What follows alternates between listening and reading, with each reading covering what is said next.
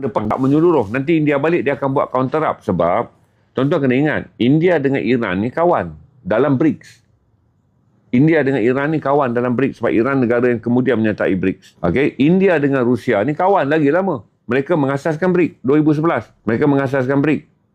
Tapi oleh kerana Amerika ganggu dengan menekan India bahawa India akan dikenakan tarif yang tinggi, India tak tolong BRICS. Dia berhentilah beli minyak daripada, saya tengah jelas ni, tapi India game BRICS. Sebab tu semalam saya dah jelas banyak kali dah, BRICS ini adalah pakatan yang longgar. Dan untuk saya anggap daripada dulu, siapa yang follow saya lama, saya kata BRICS ni useless, tak ada membantu apa-apa.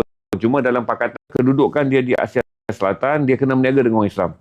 Dia masih lagi pengguna minyak, dia masih lagi pengedar barang. Tapi India ni dia duduk dengan China. India ni dia duduk dengan Iran sebagai negara baru. Okey, BRICS ni. India ni duduk dengan Rusia.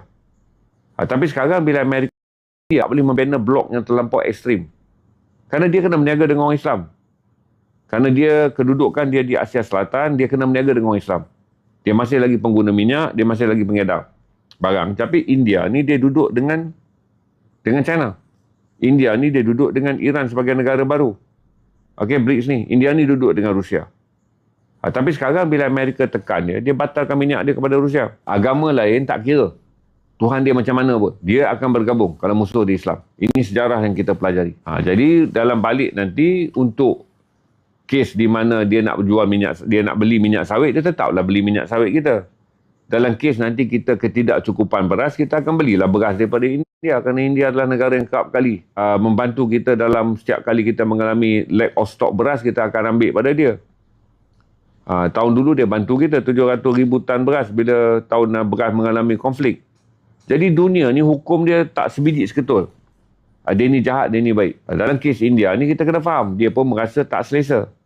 Kerana kedudukan Pakistan yang berkolaborasi.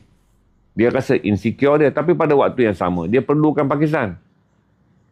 Dia perlukan kita sebagai rakan dagang. Dia perlukan negara Arab yang boleh banyak perniagaan pada dia. Sebab kuasa tunai India ni pun dia nak tunggu kuasa tunai yang besar pun dia tak boleh harap daripada sekutu dia di barat. Maka fabrik ekonomi dia gabungkan lah. Cuma dia pergi ke Israel ni kerana fabrik ketenteraan. Dia ambil lah hubungan yang rapat dengan Israel ni. Kerana salah satu adalah teknologi yang Israel boleh bantu dia dari segi kejutan elektrik, kejutaan ketenteraan. Walaupun India ada nuklear, dia ada banyak masalah yang lain. Dia tak ada satelit penyamaran, dia tak ada satelit informasi, dia tak ada telekomunikasi ketenteraan yang sangat luar biasa. Satu bila perang dengan Ali Atif dengar lah. Atif mana seorang lagi Atif ni masuk. Masuk kami ni dah ada 3,400 orang Atif. You masuk topik apa ni? Takkanlah saya nak kena jawab dekat you ketika